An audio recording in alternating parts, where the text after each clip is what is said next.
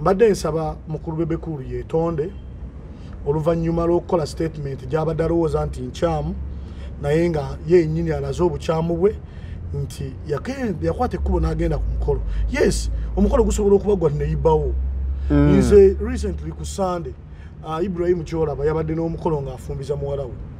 Naye baganda be ompuliza bulungi mbatwalira mu ssa ly'abato bange because nze mbeekoledde okitegeera bulungi nze mbeekuliza nze mbeegayigidde nze kwegamba nyina ettafaali ku bo almost 90%. Omu ye Brian omumanyi mumanyi naye we baali bakola omukolo they did not inform me officially nawuliranga luvuuvuuma bakola emikolo. So Brian yatuuse nangamba baba tugende ku mukolo konze sigenda ku mukolo gye batakola ki sikyali mu grade yakwetwala ku mukolo olaba nze ekiyenje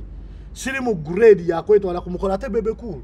wekibanga ekigendererwa kya President Museveni kumenyaamenya Buganda bano abakola statements embi Bebekulu n'abalala okusayisa Buganda okulaga ebituli bya Buganda osimanya Bobi Wine ntaze wano mu Buganda abo bonna abakola statement ezo bazikola wakati mu busiru mu butamanya abatasasulwa abalala bazikola kulwokuba basasulwa kukola mulimu ogwo. Mpuuga agenda kwesimbawo kuba president mu 2026 ye mission ye nga kyebaagala agabanye ku bululu bwa Buganda ne Kyagulanyi ompuliza bulungi kyebamuzimbira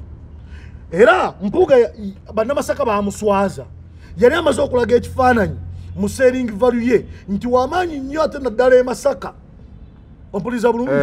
kitegeeza nti agenda mmenya ettundutundu ddene mu Buganda naddala ewa e Masaka ku Kyagulanyi. Bannayuganda ab'e Masaka ne balaga Mpuuga nti munnaye ffe tuli ba Kyagulanyi. Bw'agamba nti nno famire ya Kabaka yamugoba.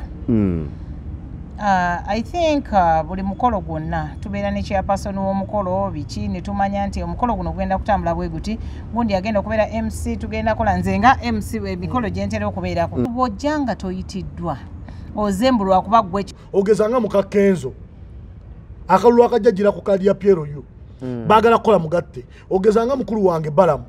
ajira mu kali ya Piero yo ate waba inayo amaanyi agenda na kuwangulayo ebitundutundu bingi agenda biwangula emasindi okitegedde bulungi kakati we bamala okuleeta ababaka ba Piero yo 5 okuva mu region eyo then bayuzinge bano Bampuuga n'abalala abali mu Buganda ba useless idiots of Buganda here babakozesa okulondalondamu ababaka mu bintu ebimu naye nga akalulu ako kagenda kubeera madibonkale nga kakulira oyo gwe baagala abe nga amagye gakulira oyo gwe baagala abeera leader of opposition bagenda tukuba emiggo bagenda tukola ebyekyaye byonna okulaba nga era amagye gagenda kuyingira direct mu byobufuzi nga bagazze gakola. Geoffrey Mayanja aka Mr. Wagwan ndi wano ne Pacho Tata Gabriel kwetulano tutudde then tulina omukulu one of the biggest promoters in Uganda mu ndongo ya wane Uganda omukulu Jemba gwe tulina ye so tuza tuwayemuko ku mboozi kwebye bitambula mu ggwanga so konzikirize ndoze katusooke kuno ngambe nti men first manyo oluzungu lutawanya nyo ngambe kandu kugondeze ataka stankusemberira bwenti ngalubula men first today ndagala okwebaza nakutegeeza nti kikola kya buli azaamaanya okugamba men first kuba maama wange avana kunkubira simu nga mulwadde ate mpanya abakyala ekitiibwa nga alabye maama asoke yeyanjula neyanziza nnyo ndowooza olabye amaanyi g'omukyala mangi ate nakayimba kuguba kateekamu ssente kamanyi g'omukyala n'endongo yantama nebaza bana bakisigalamu komawo tugenda gitereeza katusoke tujjako musebe twabadde mu gurupu y'akabanda simanyi babamuwa ssente n'atatuwaako simanyi so mbebaza nnyo bannange ndinamu olunaku olwaleero nate era munnange emboozi mu UG ne ku Uganda ddala kwosinga okunfuna n'emboozi mu UG of course those are the two pages kwosinga ddala ndoza okulaba Pacho nze mwana amanga magatte Pacho to Harriet Asimwe n'engeri kola ssente Pacho neyanziza nnyo okumpa omukisa ogwo ndi musajja mulangira Seita nze mulangira Jemba Kiweewa Kubo nsibuka mu Ssekabaka Cosma Kikule Kikule ali awo mu ggomotoka ebuwazi byenjogera biri wano mu Uganda Kaliti omanyi mpulirayo buwulizi wano wakiso otuuke wakisono okwata ku kidde emmende maaca waliwo akaala akateeno bakayita kaliiti eyo gy'olaba kaliiti Ssekabaka Kikulwe omu ku bassekabaka ba Buganda mwenva bwali. Okay kale ono muzukulu wa Buganda nawe wa muzukulu wa Buganda ndi mulangira uli mulangira manya tutandikire ku nsonga ya Bebe Cool nze ndi muzukulu wa Buganda nego toli mu Lugwala ndi muzukulu wa Buganda ndi muzukulu wa Kakete Bale era emmenga awo tunywezezza nnyo nga Katikkiro yatukiikirira yagamba gemanyi gafefe ngabo omutima Katikkiro Charles Peter Mayiga bajjamu obwesige we muteetereze nsaba ab'ekika ky'omutima naddala jjajjaffe nga mutugiramu tugenda bajjamu obwesige mutandise okubeera naaga ate we tunaabasesema tugenda kubasesema mpaka kufa kw'abazzukulu bammwe naye nze abuuza akaba omutima mwena bwe mutemubeera obusungu nga buba bungi nnyo tuli bakambwe nnyo tuli bakambwe nnyo kukakkanako nga wadde ensonga yabaddeyo Ssaabasajja Kabaka yagambye nti Kabaka gundi ow'omutima Katikkiro alina statement gye yakola n'agamba nti ye ana statement yenvudde mu mutwe kigenda kunkola bubi alina statement gye yakola nti ye kwegamba akiikirira Kabaka statement yali yakukiikirira omusigire nti ye musigire ye Kabaka weebwe Ssaabasajja Kabaka yazzeemu n'akitangaaza nti Ssaabasajja Kabaka taba na musigire so mbadde nsaba buno obuyinza owaaba bwebwa ng'ab'omutima oba oyo gwe muteekamu essuubi abakulembera ate bajjajjaabe abawulirize bamutangaaze ensobi weezityo aleme kuddamu kuzaala kale okweyagaliza kya buntu naye tasukka ate nnyo alina naye ate Kabaka era yamulonda anti eŋŋambye takitegedde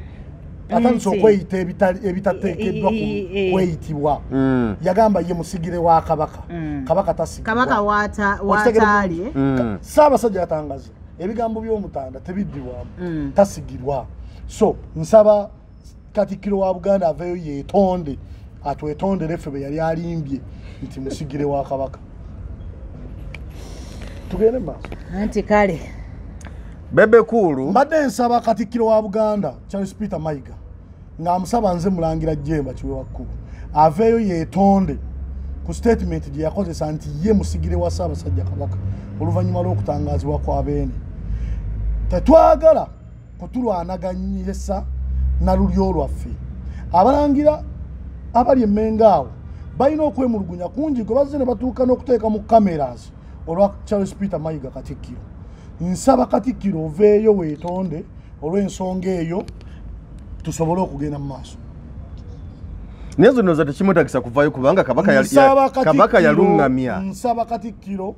aveeyo atwetondere olw'okweyita omusigire wa Ssaabasajja Kabaka tuveeyo eyo okitegeera bulungi ensonga zigende mu maaso tuveeyo eyo nsaba Katikkiro Charles Peter Mayiga aveeyo yeetonde olw'okweyita omusigire wa Ssaabasajja Kabaka Jemba tukuwulidde ensonga mu maaso kubanga bye bino ebintu ebimu ebituluma ebiri mu nda yaffe ffe ng'abalangira oba ng'Abaganda ng'Abannayuganda ompuliriza bulungi nze kankubula ekintu kimu mutukontanya nammwe the leadership of Mengo mutuleetera ffe okulowoozesa abantu mbu tubalwanyisa yet we are not fighting you are fighting for yourselves Mengo waliyo obukundi bubiri waliwo akakundi k'Amayiga n'akakundi ka Kabaka abalaba ensobi ne baogera ku nsobi abo baafuuka balabe b'Amayiga abakkiririza mu Mayiga nga baministers abamu bensinkanyeeko nako ompuliriza bulungi ako kakundi nako kali awo k'amaanyi mulina obuyinza bwe muli mu kugabanya emirundi emeka nsaba Charles Peter Mayiga Katikkiro wa Buganda aveeyo yeetondera Obuganda ate ekyokubiri njagala kwebaza Katonda olw'okubeera nga ayongedde okutandika okuwa Ssaabasajja Kabaka amaanyi era njagala message eno etuuke ewa Beene ayi Ssaabasajja Kabaka ndi musanyufu nnyo n'abaana bange era twasanyuse nnyo we twakulabye ku butambi ng'oli mu kutamu ng'osiimye n'oyitako mu kyotera bannange tulina essanyu ly'amaanyi kyensobola okugamba munaye twagala kutegeeza bene tibenna be twali tukubanja nga toliiwo twali tumisinga lave eyo gye tuyina era twali twagala kulaba ng'oli mulamu wabula waaliwo ebintu bingi ebyatuleetera ebibuuzo bingi nkwebaza olw'okutuddamu ng'abantu bo bannayuganda weebale nnyo weebalire ddala Ayi Ssaabasajja Kabaka tetulina kye tukola nga twagala kunafuya Buganda twagala okuzimba Uganda eyawamu naye ku lw'okuba oluusi tulumu olwabo abaleeta ebirumira mu matu gaffe abaleeta ebiruma mu mitima gyaffe tetulina kyakubakolera okuleka okubagambako ekiba kibe nzabadde agala okubuuza ejjembo ono bannange jemba mulangira muleka expressing mulangiro ojja kundeetera emiteeru ngambye mu video yange eri nti nasanyuka nnyo bwe nalaba amawulire ago nga ndaba beene mu red t-shirt ng'awuubirako ab'ekyotera I felt as if akaredi kabadde keetaagisa gye yali ayambadde akaredi kabadde keetaagisa ekikalu kye ng'atandise okutambula nga bwe yatambula nga ano n'akola exercise ze banna lwaki toganye nti mu ngato eza kale zeyalimu nasanyuka nnyo nga muzzukulu wa Buganda even tears namulaba essanyu nerimbogaana nengamba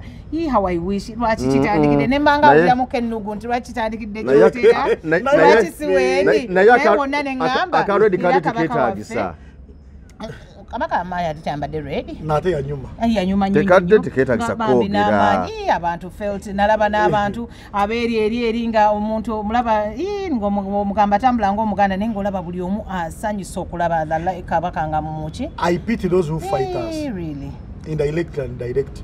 because okwagala kwa Ssaabasajja Kabaka it is true love love eva munda mu mitima from someone's heart otegeera era nze ndi musanyufu okubanga Jemba na Bebe Cool yavudde ku mukutu gwa TikTok yabadde ku interview emu n'agamba nti yakyawa ngambe tribe n'alaga nti oba oli awo mu kifaananyi kye yasiize nti neya Buganda nayo yamutama nga wa ensonga eri bweti yagambye nti yakwata ekkubo n'agenda ku mazalibwa ga Ssaabasajja Kabaka naye bwe yatuuka ku geeti yagambye in courts yagambye nti famire ya Kabaka yangoba emmengo okuyingira ku mikolo gya Kabaka bangobera ku geeti nga bamuwa ensonga mbula okuba wagira NRM era n'agamba nti nno ye okuva olwo n'anyiiga n'agamba nti nno kyamuyisa bubi nnyo ye ng'omwana wa Buganda okumugoba ku mikolo gy'Obwakabaka bwa Buganda era n'agamba nti NRM ekoze nnyo okubanga ezza ebintu by'Obwakabaka wadde nga wakyali ebimu ebikyaganye naye n'ebirala bijja kuggwayo n'agamba nti bali badde tebakola ekyo ab'emmengo okubanga nga tebagala Museveni kubanga yazzaawo n'Obwakabaka okitegeera so yakoze statement nga mpanvuwanvumukko era n'agamba nti ye okuwagira NRM yegamba nti ye anoonya ssente kati bwalaba nga Museveni alina ssente n'agamba nti yetalaba nsonga yonna emuwagiza muntu mulala yenna nga Museveni alina ssente ate n'ekirala nti n'embeera gy'ataddewo na biki byonna agamba nti nno alina eddembe ery'okuba nga awagira kyawagira naye nga Mmengo talina kumukugira so yayogedde ebigambo bingi nnyo naye kyenasiza okutunuuliramu gamba nti famire ya Kabaka yangoba ku mazalibwa ga Ssaabasajja Kabaka obutayingira ye nga ate naye muntu mwana Muganda kyakulabirako eri Buganda n'ensonga ezifaananako bwe zityo byavudde mu Bebe Cool obimazeeyo n'ebirala bingi naye nkwaddeko ebyo ebiri mu kinyusi nabiwulidde nabirabye nze Bebe Cool namusonyiwa yakola ki namusonyiwa reason being mwagala nnyo ng'omuntu because ayimirira ku kigambo kye era nze mu bantu b'NRM ndowooza Bebe Cool mwagala kubanga yayimirira n'agamba wa NRM omuntu asobola okuyimirira mu bantu abatali basezi n'agamba nze golaba ndi musezi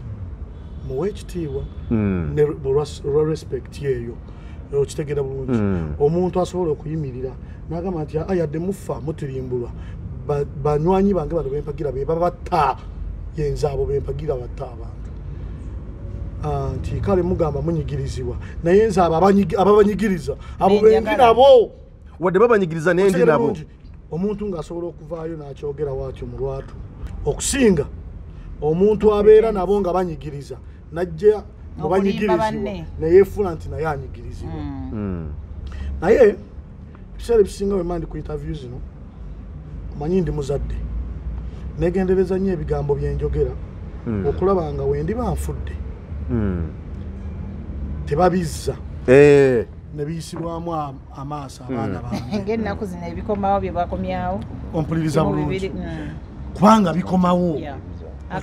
okitegeera bulungi so saagala babizze mpulire abaana bange bawulire ensonyi ku lw'omulambo gwa kitaabwe n'olwekyo ebintu ebitalina makulu eba byogeddwa abantu abatalina makulu oba abeefuula abalina amakulu mbiwa amakulu matono njagala just kutangazaamu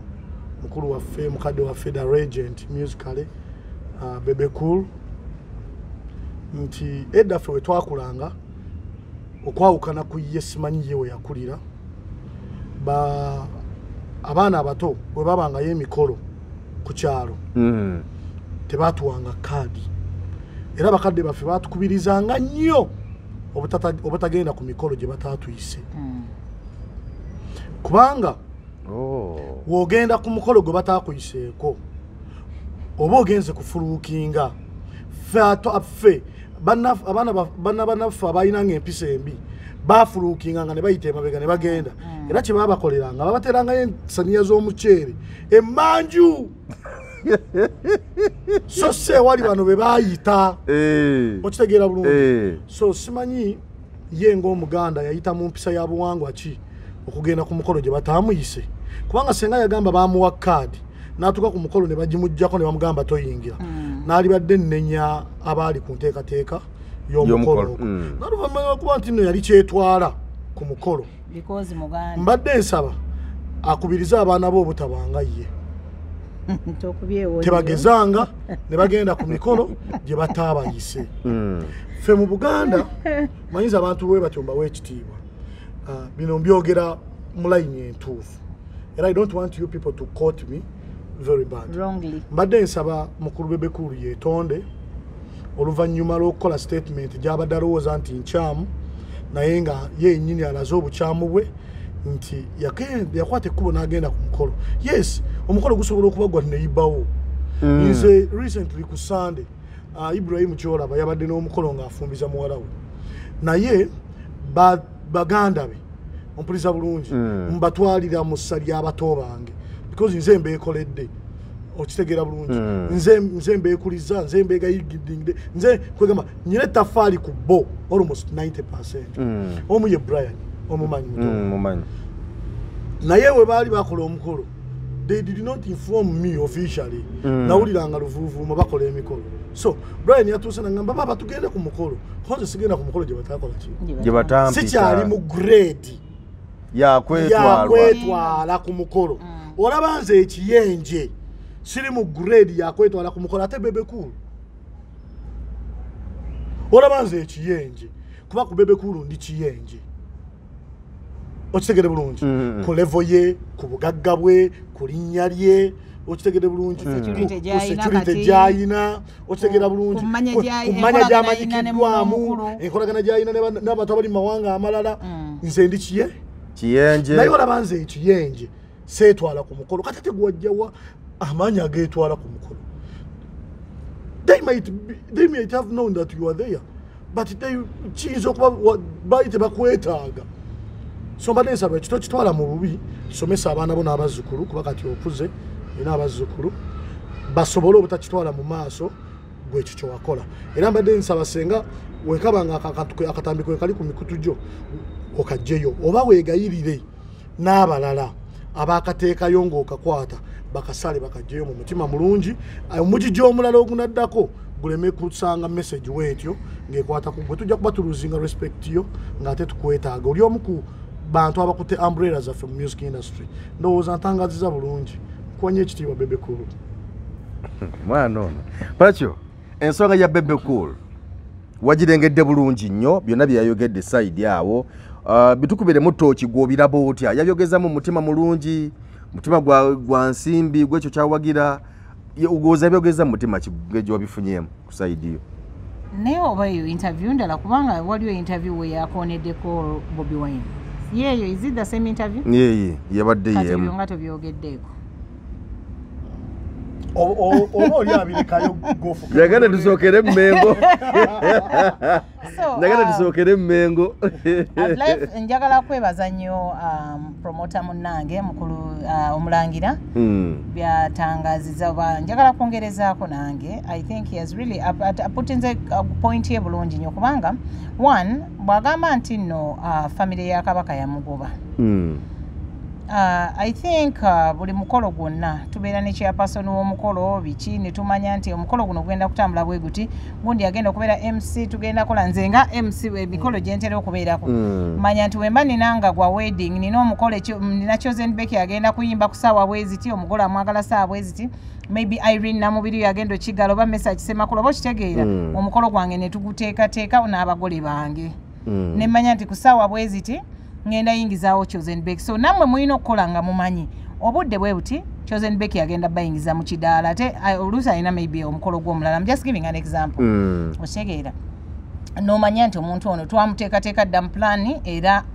she knows the time ey'okukola ki but bw'ojjanga toyitiddwa ozembulwa kuba gwe Chosen Becky oba gwenze nalina abayimbi bange obamanyi nga ne bwoba muyimbi wange naye nga bali oyinza okuba nze nkwagala naye nga you're not the other people's favorite nga tebakwagala they don't love your music so there is no way I can fix you mu program nga tewakola ki nga tewaliimu so nze kwekyo n'ekirala nze ku lwange I don't think ti family ya Kabaka yekola program line up eyoje emikolo gy'emmengo nteekateeka z'emikolo era wabeerawo chairman n'akola emikolo n'agamba we are going to need so and so and so if your services are not needed wadde oli Muganda don't step there wadde oli muyimbi don't step there okitegeera abantu nga ba Irene nga bo tebakola ki they don't complain Irene Nambiru nabiki Irene they Baganda Muganda Irene Nambiru lwaki bo tebacomplain anova eno naye sometimes omanyi abayimbi be Uganda balina kino nze bigundi kangendeyo bagenda kumpa mike bicho kyegera era tubafunyemu obuzibu bangi nnyo ffe ba MCs we tubeera ku gundi ayagala gye gundi nze gundi so what era nze ebiseera ebisinga nze Ndawusi yali gundi wange ya mentoringa nno kaakati bw'ojja n'olugezigezi lwo lwonna wanti ozze okundaga nti olina amaanyi jjukira nange amaanyi nga yina ku ssaawa ezo kuba stage yange bamukambwe nnyo nkubuuza so what gwani what about nkole ki nkuba amabeere mu kyoto kuba yeggwe gundi ozze nga toli ku listi yange no so bino ebintu I think tumanye protocol nga bwetambula ate tumanye nti no maybe ku luno tebakwetaaza if they have not contacted you come like any other ordinary person ojje or attending and don't come with a lot of authority ne kanzu zo zikutte n'okoze otya nze gundi munzikirize enkole ekyo bokitegeera kuba nzikiriza nti buli ajja ku mukolo ogwo abeera akoze eki abeera ayitiddwa okitegeera nti abeera alina card at least for security purposes and what have you ojja kutuuka even for sitting arrangement kubanga maybe for example eyo gundi weebale nnyo okirabika kitya nga cameras ziri wali zitunulanga gundi omukulu bakujja mu ntebe bakutwala walala oba nti eyo yabadde ya gundi abaye bakujjawo ne bateekawo pacoto entebe yabadde y'Erias Lukwago ozo ogituddemu atayitiddwa bakusitudde nti bamutebe y'Erias tolabanga gwe abagenda okuswala so nze ebintu ebimu ŋŋamba ebintu ebimu tetwali biteesemu nnyo feeling nze ndowooza gundi yakiteesemu nnyo obusungu bungi ng'alinga agamba nti no Buganda gave Kyagulanyi a lot of maybe love and what naye kiringa omwana ewaka omwana naye awa love nnyo eri omuntu amulavinga ennyo we take for example batata oluusi obudde bwamubeera butono n'abaana bano naye omwana waliwo omugamba ekintu nolaba nga addukidde wa maama nga ne omugamba kijjangu tugenda nja kujja ne maama taata agenda oba kitegeera ne bwebeera mbwa waka asinga okugifaako era gwefaako ennyo so maybe ne Buganda beebadde ng'ewa oba kaadi ze baali bagabagaba nga balaba nti ono nabo tabawa nnyo ki tabawa that time and what to show that maybe he's a Muganda oba balaga nti oba kye oba ayinza okuba nga otegeera yes so sometime wali ebintu ebimu bye tutalina kulwanyisa oba kati omanyi nze nagamba Bobi Wine yafuuka cash crop mu Uganda bw'obanga oyagala ng'oli obwavu bukulumye ennyo ng'owulira kwegamba alinga nga bwolaba okyegera owulira obwavu bukulumya nnyo owulira Museveni oyagala mutuukako owulira Salim Salo oyagala mulaba ng'oyisamu Bobi Wine eggaali muyiseemu eggaali kasi ogimuyisaamu era ng'okwata n'akantu ng'obaka mulaba kye nnakoze mulaba kye nnakoze namulazeeko so naye ng'ate ebiseera ebisinga I think it is giving ourselves respect first before you're given that respect. So kulwange nze ndowooza yakozesa teyakikoze mu mutima mulungi yakozesezza obusungu bungi nnyo. Secondly bwe ngendako even okulaba emikolo egizze gibeerawo since way back I've not seen him participate so much nze nga nze okitegeera so I think he made those remarks out of very ill feelings but I thank him for one thing nti bebamu ku bannayuganda abatono abasanyufu mu Uganda be bannayuganda abatono kwabo abalowooza nti no Uganda is not bleeding tetunyigirizibwa be bannayuganda abatayagala bannaabo okwogera be bannayuganda abatuddeyo nga basanyufu nnyo tebakkiriza bigenda mu maaso nti tunyigirizibwa tuli mu mbeera mbi malwaliro geetaagisa kwegamba sisitemu yonna volongoto yeetaaga kukola ki kuzza bujja bo engeri gye bali nti bo bali happy security tebaziina nyumba zaabwe zikuumibwa zikola biki na bikyo kyegeera nti buli kimu ne sente z'omuwi w'omusolo babawanga bwe baagala okyegeera bafuuka block eri government eno nti buli ayagala ogenda mu gundi yaabwe gye bakola ki ne balowooza nti no everyone is happy like that ffe tubawaddemu akaseera beeyagale naye mmanyi nti ebintu ebinaaba bikyuse njagala kulaba nga bebaneeyagala naye nze ndaba tukutte obudde bungi bannayuganda bwe beetaaga okwogera ku nsonga ezibagattako nga tubuteeka ku muntu atalina makulu sebo bebe kulu alina amakulu sebo ndaba tukutte obudde bungi bannayuganda bwe beetaaga okwogera ku nsonga ezibakwatako nga tubuteeka ku muntu atalina makulu oyinza okuba mutuufu mu ndowoozayo nti alina amakulu era akomplaininze kulw'okuba ayagala nnyo Buganda era awa Buganda ekitiibwa gwe kennyini n'omala n'oweekuba jje ate yalinnya ku mmeeza ate ya Nnaabagereka kati womala okubeera ng'osobola okwekuba jje nti ate yalinnya ku mmeeza ya Nnaabagereka ate ayagala audience ya Buganda ate tawa Buganda kitiibwa because Nnaabagereka ndowooza initially that's a representative of Ssaabasajja on a function okitegedde bulungi because when you see Nnaabagereka you automatically see the Kabaka waddira omuntu atasobola kulowooza in front of Nnaabagereka gwe n'oyagala tumuwa amakulu ompuliza bulungi then ngenda kusooka nkuleke mumalirize ensonga z'abatalina makulu wetuka ku nsonga ez'amakulu ongattemu Robert Kyagulanyi Ssentamu weekend yavuddeyo naye nalaga obutali atakozizza omwoyo gwange engulu oyogedde linnya ki Robert Kyagulanyi Ssentamu ati wendi omwagalwa w'abangi suubi lya Uganda suubi lyaffe yongera akaako gonna mannya ge gonna gage ndaba nno Robert Kyagulanyi Ssentamu yavudde wiiki eno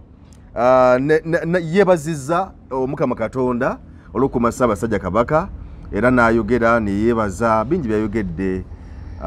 n'amukulisaayo era n'ayongera okusaba nti Omukama ayongere omumuwa obulamu obulungi era mu kuvaayo mu kusaba because Kabaka yakomondooza tuweza wiiki singa mmeka zola weeks ebbiri tezinajula bulungi naye nga bagamba waliwo abadde ngamba nti naye ebbanga eryo lyonna bukyanga Ssaabasajja Kabaka akomawo Robert Kyagulanyi Ssentamu abadde akola ki okuweereza obubaka n'okumukulisaayo nga baani abagamba abantu kuba baani abagamba abantu babulijjo ku social media kwe tutambulira abamugamba bulijjo okukola byakola ate nammwe bannayuganda temutusiriwalirako. Don't be so stupid because of this small money you take. Just know these people are just using you like condoms. And you are going to regret. We are going to suffer the same way. You are going to suffer the same way we are suffering. Nabagambe mu program zino temutujjako togera ebintu ebirina amaki amakulu. Omuntu yena abadde agamba nti lwaki gundi avaayo ddi talina magezi. Talina makulu teyeetaaga kulowoozaako banekamba buulire ne wetuba tutudde ne twogera ku nsonga zaffe nga bannayuganda tulinamu ate ak'obuntu tulina yo privacy yaffe ng'abantu tetuteekeddwa okubeera nga tugenda twogera buli kimu The reason why you are calling us wise people, because tusongane tusengeje bitugenda okwogera. Tetwogera fa. Era nga tetunajja mu kamera. Tusongane tubuuza tukyaziza tugenda kwogera ku ki. Ne tumugambe ekyo tetujja kusobola kukyogerako. Waleeta ekintu mwe kyemulabanga ekyamakulu nga ffe tulaba si kyamakulu ogeza ng'omusajja ono gwabadde ayogerako ngambe talina makulu sijja kukola ki kumwogerako because essaawa zino talina makulu kwogerako. Ensonga ya Bobi Wine wa ddembe okwogera ku kintu kyonna mu biseera by'ayagalidde, but I want to appreciate oba butakyogerako, it is even his right. Okitegedde bulungi ebamu ku kitwangaziza kwesonyiwa kwogera ku bintu ebimu na ku bantu abamu. Ebintu ebimu tubireka ne bituyitako nga tulaba tetusanidde kubyogerako. Ate abantu abamu tulina ne values affe, tulina abantu betutakyasobola kuddamu nga tubalabanga bafuuka ba useful idiots. Abantu aboogedde nnyo ne balya mu bannayuganda enkwe basafalinze nnyo bali mu kkomawo. Nze kambabuulire obasajja Mivule yali w'amaanyi ku media ng'ayogera ensi n'ekankana. Where is he today? Basajja Mivule omanyi mmwe bannayuganda mwerabira mangu bakujjukiza muli bakujjukiza. Yali waki yali w'amaanyi era ng'ayogera ensi n'ekola ki nga n'ensi emutya. Bwe bamusiba nga bamaze okukwata taata wange ku luyimba lwa Nantabaataba mu COVID nga bamusibye. I was in a struggle fighting for my father. Mpuliza bulungi ne baleeta abasajja Mivule ne baleeta ne Bizonto. Yeah, that was the time. Okitegedde bulungi. So netandika okugaana okulwanirira taata wange yekka. Netandika okulwanirira bonna bali mu art industry. Okitegedde bulungi. So njogera nga muntu omu kubalwanirira Mivule aveeyo. Kumbe Mivule olwavaayo ne tugenda ewa Kyagulanyi. Wewuya bulungi waayitawo ennaku 2 ne bamuwa 5 ate ne batabimuwa byonna. Otegedde bulungi n'akyuka n'alya ebigambo bye. Okitegedde bulungi n'akyuka n'alya biki ebigambo teyali yekka nyina mikwano gyange gye yali nagyo. Ekintu kya Kyagulanyi I appreciate the way he reasons. Nze ndowooza nti senga nsobola okufunayo ko akadde Kyagulanyi bamuweeyo ku mutabani wange abeere ng'abeera wuwe naye nga mpeereza fees n'emmere. Abaana baffe beetaaga okukula nga balaba n'okuwulira ku Kyagulanyi ebimuvaamu kubanga byamakulu. Senga oba walimpaddeyo omukisa Robert mukulu wange nenkuwayoko ku mwana wange Jjunju ono n'abeerako waakiri mu famire yo neweenabanga holiday ya wiiki emwemu mu grooming ng'asobola okukululiza ku bigambo ebirungi ebikuvamu kuba ndaba bye muteeramu ku TV tebimala. Naye ate era ne ŋŋamba nti at least nze nina omukisa nti nkumanyi naye ate abaana b'abalala benjagala bakule wee batyo. Kakati kye tuba tukola kyekino nsaba ffenna abalina amakamera n'amativi n'amasimu tuterengamukko ku baana baffe mu kaseera akatono ebigambo bya Kyagulanyi birungi okuva ku nnyimba ze mpaka ku bimuvaamu ng'ayogera buki boogezi. Birungi okuva ku byayita bye mpaka ku biriko ate birungi ne ku future. Era mbadde nsaba tukoleyoko n'obutambi bano abaana okusinga okulaba firimu mu holiday ze bagendamu. Ompuliriza bulungi tubaweeko obutambi bwa Kyagulanyi ewaka bajje nga balaba kamu ku videos tuleme bateera mu firimu balabe ku bintu ebyamakulu bakule nga bamanyi obulumi bw'ensi yaabwe n'okwagala ensi yaffe. Abantu abayogera ku ebyo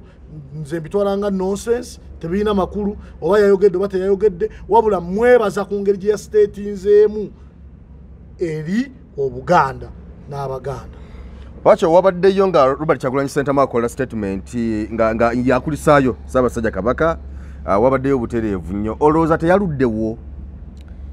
Olowooza teyaza kikeerezi? Nga bwe mwamugamba Jeddi mwabagamba kubanga nina n'omukyala awo nalaba ka TikTok. Naye mwe mugenda kunjasiza essimu ya mugenda kwasa essimu yange oba screen olw'obusungu ogenda n'otunulira omuntu n'obuuza. Fine, they used to say that for abantu abagala enkyukakyuka for abagala Kyagulanyi we are idiots, tuli babbi, tuli basazi b'ensawo, tuli ki. But I think we are now showing you that we do reason so much ate tubasingako and by the way kye bali batulowoleza they have seen ate ndabanga bo be bali mu kikola ki I think wali abantu abamu who are given money to just go batandika okwasama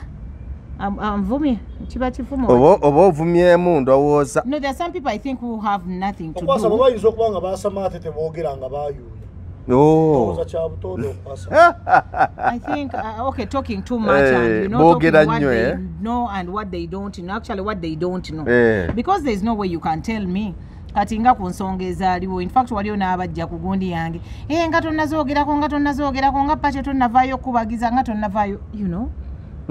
nawe ekyo badde onkaka wali eri mbadde njagala okubagizenalabye oluddewo okozi kankunoonya okubagize See, it is not by force. It is not, I mean, like, if I feel it, because all of us, it is where we go. If I not try to feel it, so I know maybe when, and even if I don't make a statement, either they lose nothing, they even gain nothing, because a statement. So it is the same thing that applies to His Excellency Robert Kyagulanyi. Nti abavayo ne baleekaana nga tonnagamba kabaka bukyakomawo tomwelkaminganga tomukolanga biki you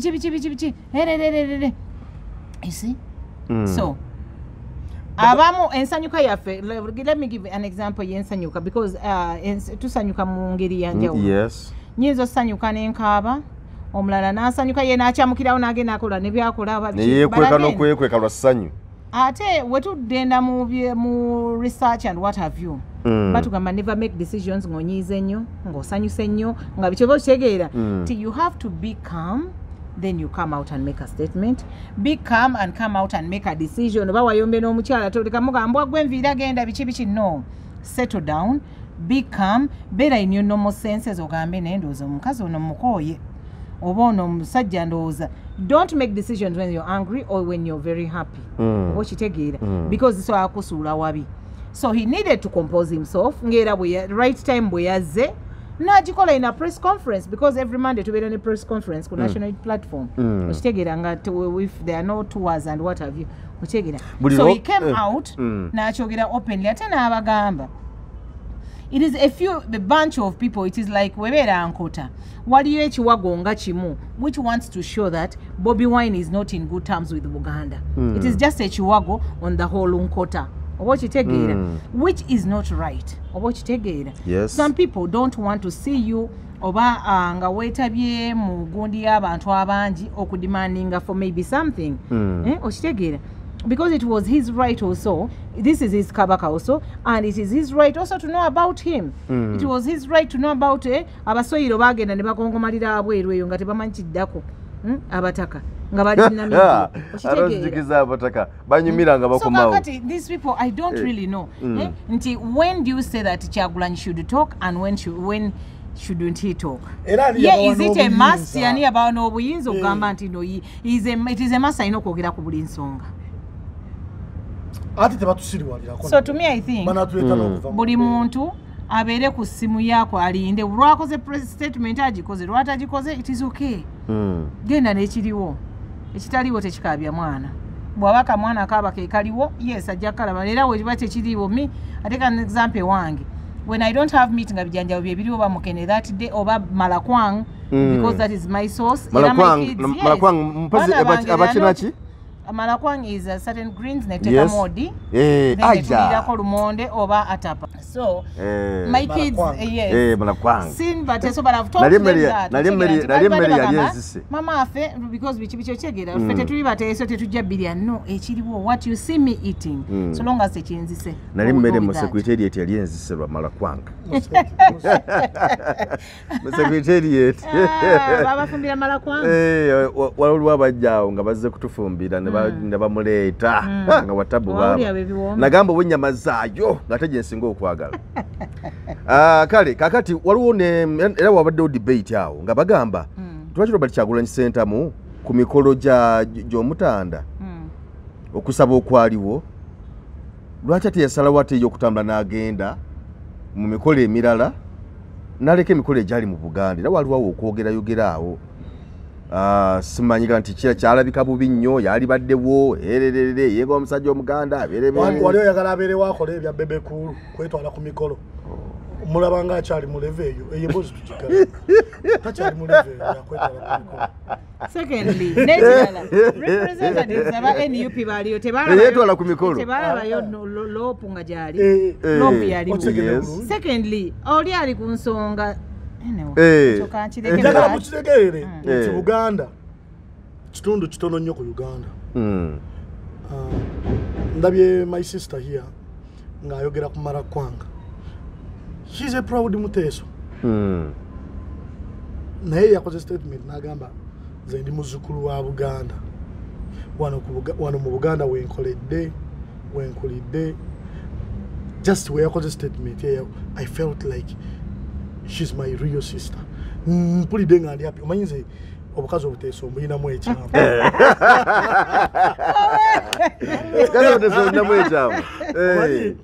Amazima temugamanyi. Kwamulayika mukyali baana bato. Tebatambula bano. Obukazi obuteeso buno buyina ekyama. Era obukazi obuteeso mwenna obundaba. Just let me tell you, big up to you. Lwakuba video zaffe abaana bato baziraba nnyo. Kubata abana bato kati baagala nnyo okumanya okusinga ffe. Yeah, by the even my kids follow me. Naye akantu kana akali ku bateeso ngenda kambaza engoye z'abantu abakulu. Obuwala obwo obuteeso njagala kubategeeza buli so unique. Ate njagala kubategeeza nti obuwala obwo obuteeso tebusangika. Njagala kubagamba ekyokusatu nti obuwala obwo obuteeso bukumuufu nnyo. Bisatu owulira amatu okuvula. Ate buyina ekirabo ekirala bugumiikiriza nnyo. Obuwala obwo obuteeso bukozi nnyo by blood. Ekisembayo ekisinga amakulu bumanyi. Toweerabira kali keŋŋanye nti bukumuufu nnyo. So mbwagala nnyo. My sister wayogedde statement yeno ennyumidde. Abantu bwe babeera baogera ku Buganda emboozi kati eriwo yakutabulatabula Buganda. Njagala kubategeeza nti mission ya President Museveni ne government ye essaawa zino focus agizimbira mu kutabulatabula Buganda. Kubanga yayogera lunywe ku kamera nga tetumuwaayiriza nti ayagala by 2026 nga tewali opposition. Njagala mutegeere nti opposition gye yayogerako okumenyawo esinziira wano mu Buganda. Era ababaka ba parliament aba NUP abasinga obungi bava mu Buganda. Ye support President Museveni gye yali ayagala okumenyawo. Ekigendererwa kya President Museveni kyakuleeta mutabani we n'ekibiina kye nga leader of opposition mu kisanja ekiddako. Era ensimbi ziyibiddwa ne mu bannamawulire ne mu bloggers bazitadde mu bannabyabufuzi nga Bampuuga ne banne. Mmwe ne mutuuka okwogera ku ssente za Mpuuga ne mwogera milioni 5 ezirina likodi. Yes, I appreciate mwebale. Naye nze we ntuuka okwogera ku ssente za Mpuuga njogera ku buwumbi 14 bwe yakumpanya ye ne banne. Bemmanyi obulungi. Era njagala kubeebaza nti tebavangayo kunneegaana. Kuba nali nninze banneegaane njogera ne meeting yasembayo gye baali bakwasiza nga mulimu ne bajenozi bana. Wagamba ku ssente ezo bakwako omutwalo gumu zaali mmeka? Olwo lugendo lw'Ekyobe mu Northern Region. Okitegedde bulungi. So kubanga mmanyi nti kati ssente ziri mu Buganda zitambula okuttattanya n'okukakanya Kyagulanyi n'abantu be. Yensonga lwaki nagamba nti ebigambo Lubowa byayogera byamusuula. Kubanga yasooka n'avayo n'agamba agenda kukuba NUP ng'amaze okusuubiza abamusasula nti agenda gikuba. Bwe yamaayo n'arandukira ate ku leader of opposition. Naye just ekyamusuula yali mathematics. Teyabala. Yabala buki? Bubi. Yabala bubi. Yakola yasoosa kye yali alina osembyayo. Yali alina kwewaana nti njimenye. Yali talina kwewaana nti ngenda gikuba. Kati bwe yajja n'ayogera byonna ne byali baddemu amakulu byali tebikyakola makulu eri bannayuganda. Yensonga lwaki tebiina gye byagenda. Otegedde bulungi. So wekibanga ekigendererwa kya President Museveni kumenyaamenya Buganda bano abakola statements embi babebe kulu n'abalala okusaayisa Buganda okulaga ebituli bya Buganda osimanya Bobi Wine ntaze wano mu Buganda abo bonna abakola statement ezo bazikola wakati mu busiru mu butamanya abatasasulwa abalala basikola kulwokuba basasulwa kukola mulimu ogwo Mpuuga agenda kwesimbawo kuba president mu 2026 ye mission ye nga kyebaagala agabanye ku bululu bwa Buganda ne Kyagulanyi ompuliriza bulungi kyebamuzimbira era Mpuuga bannamasaka bamuswaza yali amaze okulaga ekifaananyi mu selling value ye nti wamaanyi nnyo ate naddala e Masaka ompuliriza bulungi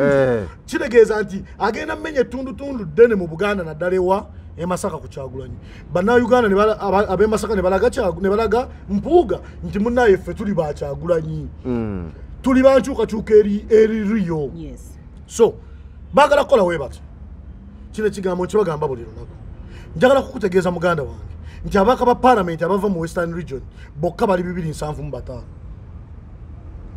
mu Uganda ina regions zimeka nya mu parliament ya Uganda abaka abava mu Western Region bali 275 ababaka abava mu Northern bali 9 ababaka abava ewammwe ye Eastern bali 9 ompuliriza bulungi ababaka bali 8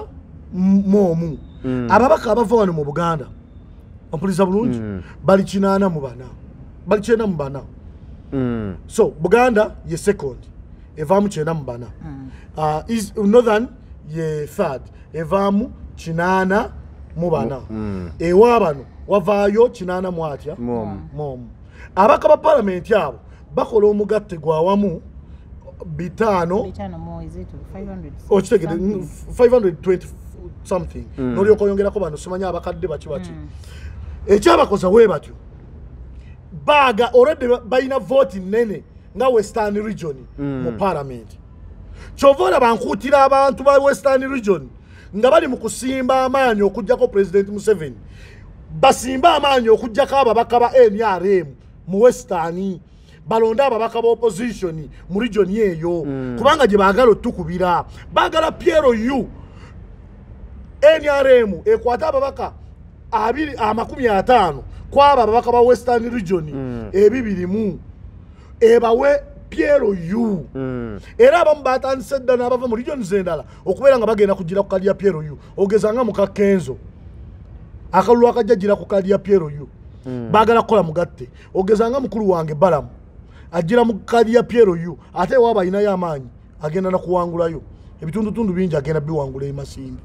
okitegedde bulungi kakati we bamala okuleeta ababaka ba Piero yu 5 okuva mu region eyo then bayuzinge bano Bampuuga n'abalala abali mu Buganda ba useless idiots of Buganda here babakozesa okulondalondamu ababaka mu bintu ebimu naye nga akalulu ako kagenda kubeera madibonkale nga kakulira oyo gwe baagala abe nga amagye gakulira oyo gwe baagala abeera leader of opposition bagenda tukuba emiggo bagenda tukola ebyekyaye byonna okulaba nga era amagye gagenda kuyingira direct mu byobufuzi nga bagazze gakola ebiseera byonna baprotectinga akalulu bakabbe bafuule leader of opposition tusobola kimenyawo tutya tusaba abantu bonna gye bali mu Uganda balonde Nuupu tusaba abali mu Western Region mwe bebaagala okukozeswa okuvuga Kibaliga mubavuge Kibaliga mulonde buli ajidde ku kadi naye nga kinasoboka ekyo olw'ensonga nti kigenda kusoboka kubanga si buli abali enkole nti bawagizi b'enyaremu nejjukira nti waliwo enguzi zino kugulirira abalonzi enguzi tugenda kugirya sente naye nga omanye omutima gwo enguzi tugenda kugirya we are going to eat your money okitegedde bulungi ompuliriza bulungi we are going to eat your money bagenda zirya naye berekeremu kali nti tugenda kulonda abanki abanuupu we bagenda mu bitundu ebiriranyeewo nammwe awammwe abantu mubakubiriza mbadde nsaba osobe n'akalulu ka Nuupu mu lulimi lwammwe kakati amawanga gonna we ganamala okulonda Nuupu ono tugenda kuba tumukubye owa Piero yu leader of opposition agenda kusigala nga ava mu kibiina ekyo ekyopposition tugenda kuba tusinze Museveni ekyokubiri tulina engeri endala ey'okusinga Museveni kambawe akantu kano kirowoozo kyange mbadde nsaba mwenna mukigule bannankyukakyuka wekibaamu amakulu nammwe abantu ba bulijjo mu kikole ki wekibaamu amakulu mukigule edda we twalinga tudibatinga we twali tugenda mu lutalo lwa kulwana opposition ne proposal side. Opposers and proposers. Wetwamanyanga motion yeze nti doctor is better than a teacher. Twasokanga ne tutula feka mu kasenge ne tubuuza nti aba teacher bagenda tugamba be basomesa doctor. Tugenda badda mutute. Tugenda bagamba yes musomesa doctor. Naye tete musobola kwejjanja ba doctor yabajjanja ba. Ne tu defending a points. Obukojo bwa President Museveni obokwesiba mu buyinza n'okututiisatiisa n'okutulemesa okufuna obwenkanya buli butya. President Museveni wetwekalakaasa tewali kyannuma nga bannayuganda abataliimu bannabyabufuzi kuvaayo ne bagenda ku paalamenti okutuusa okwemulugunya kwabwe ku ssente z'omuyiwa omusolo ezibbibwa ku paalamenti kubanga eno paalamenti yesinza obubbi mu nsi yonna n'obulyake.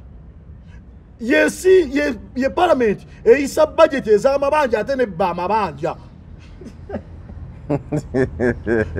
ne bagendayo beekalakase boogere ku nsonga ompuliriza bulungi ne babakuba emigo ne babasiba nakiyize. President Museveni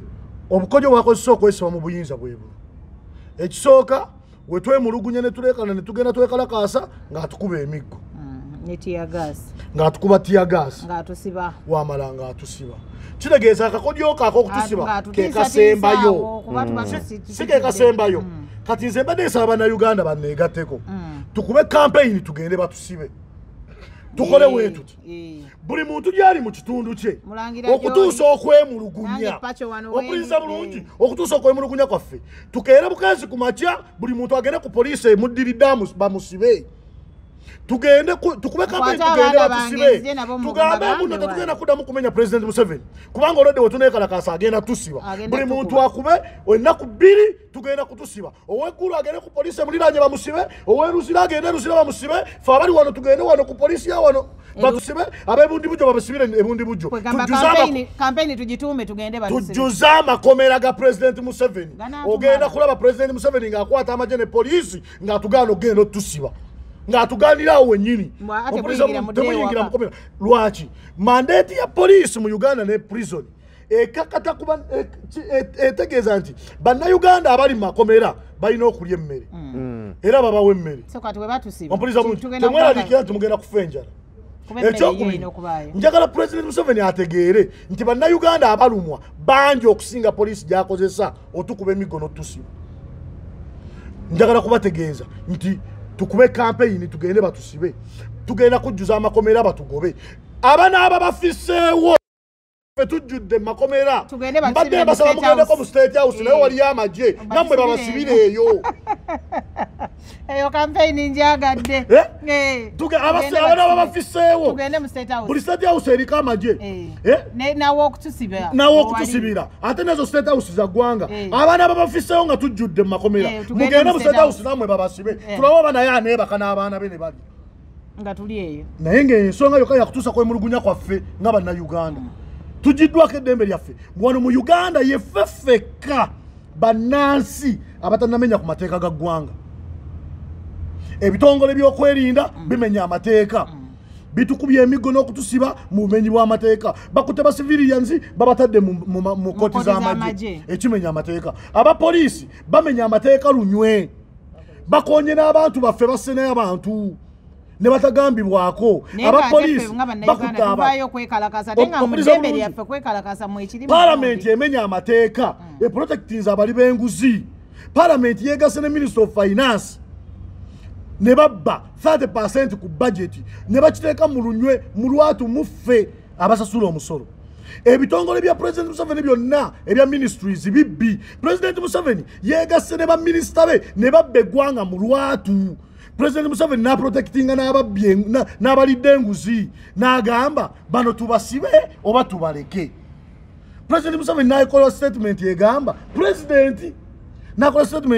nti ndaba bye babba bazimba mu bizimbe wano mu Uganda n'amala n'avaayo n'agamba Speaker amongi bamunoonyerezeeko ku kizimbe kye eky'Ebungereza. Ne President yavaayo n'agamba nti ensonga y'enguzi agenda gikwatako nabwala era tulaba wano olwo n'ababaka abali mu makomera lwa buli bwanguzi. Anti kakati abo abali mu makomera they are dying for other people's sins. Lwaki bakutteko bana bwe babanga baliyo bo be basoose kati tudde emabega sente za tuberculosis Mike Mukula ina tebali bweru bayina ani ono muhwezi NSSF bintu bingi nnyo bwe tuba tubitunuulidde mu ggwanga lino nti bayina omukono bamanyi oyo ayogera bwogezi President Museveni talina kyagenda kukola President Museveni wali wadekawo nga wakoze ddiiru n'omuntu naawe n'olya ku ssente wali wadekawo nga wakoze ddiiru naawe n'olya ku ssente nga mu ddiiru mwoli nze ngamba President Museveni mubbi anti yali sookere ddala bwe tuba twogera ku nsonga ya corruption n'obubbi ssente bulina kutandikira mu State House ow'ekitiibwa anfuga mu Uganda ompuliriza bulungi aliko ku lw'amaanyi g'emmundu ompuliriza Jemba okimanyi omukulembeze wa ggwanga mulamba President Museveni omukulembeze w'eggwanga wabanga si mubbi akwata ababbi abasesemi be babba tetukyayagala kukwata byesente ggwanga Anita Amongi abbye sente za ggwanga n'azimba Ebukediya tulifuula eddwaliro ewali amakaage ne generate eri mu maka ga Anita Amongi ompuliriza bulungi yazijjayo ku sente za muwi wa musolo by record kiregeeza nti ebiriyo byonna by'abannayuganda w'okwata Anita n'obubbi bwe ebintu byakoze bikolere bannayuganda amakaage tugafuula eddwaliro oba tugafuula essomero eddungi Ebukediya okitegera bulungi w'okwata bano be baakutte balina ebyobugagga people have stolen a lot of money ate bakoze investments wano n'okuzimanya tuzimanyi President Museveni waba agamba nti tamanyi bintu byakasolo Minister of Finance byabbye n'akola atugambe tubimulage nze it beats my understanding bw'obeerawo ne bakwata abantu ababbye ssente ne bagamba ate omanyi bwe munaabakanga kange nnyo bagenda kudduka baleme bagenda babikole mu mawanga amalala ekyo kiraga nti obiwagira byakola okitegeera bwogezi ne bikoma mu ate n'ekirala President Museveni tumusaba aveeko mu ddembe kuba kati wekituuse tujja mujjako ku kifuba katumalize program eno President Museveni tusaba aveeko mu ddembe kuba we bituuse tugenda mujjako ku kifuba bannayuganda tulekerawo okwekalakaasa twekalakasiza emyaka gyonna okuva nga Besigye akyaliwo tebikoze makulu tulekeraawo okwekalakaasa nsaba tugende batusibe tumalirize program eno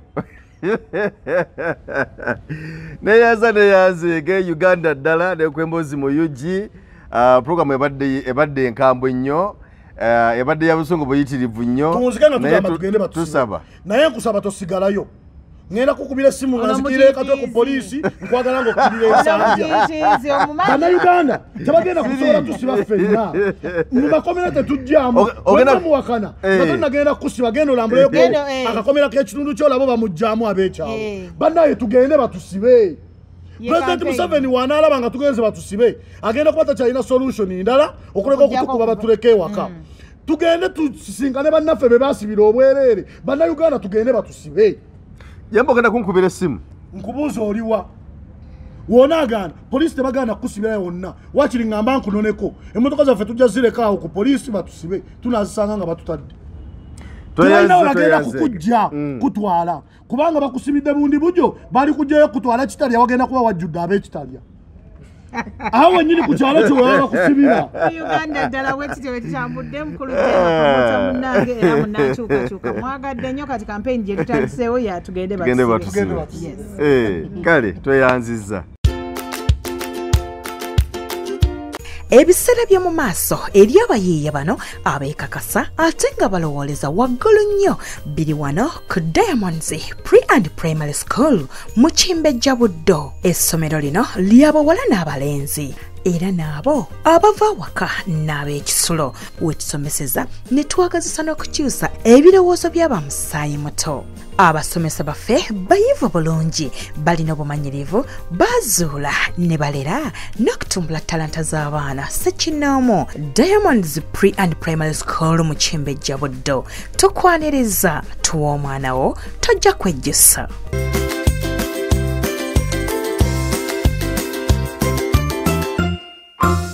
Abomukwano mulimu kyamanya gange nze Lwanga Vincent nze director wa Segivi Consult Tours and Travel company ekyasinze okukola emirimu mu Uganda wano. Bannange ensonga eneesolwayo ye program ya Dubai